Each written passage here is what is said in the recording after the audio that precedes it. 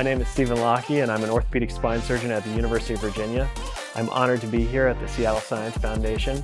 Here's what's happening this week at SSF. Dr. Jens Chapman likes to define the D instead as debate, discovery, and discussion. There is sure to be all three Wednesday morning at our STED Talk series.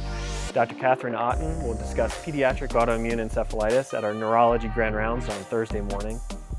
And finally, Friday and Saturday, we will hold our 15th annual Spine Residence and Fellows course. This course will cover the latest advances in complex spinal disorders, such as minimally invasive techniques, trauma, deformity, tumors, infection, and imaging.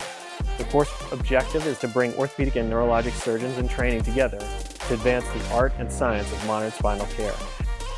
As always, you can register for any of our courses at ssfcme.org. And thank you for supporting the Seattle Science Foundation.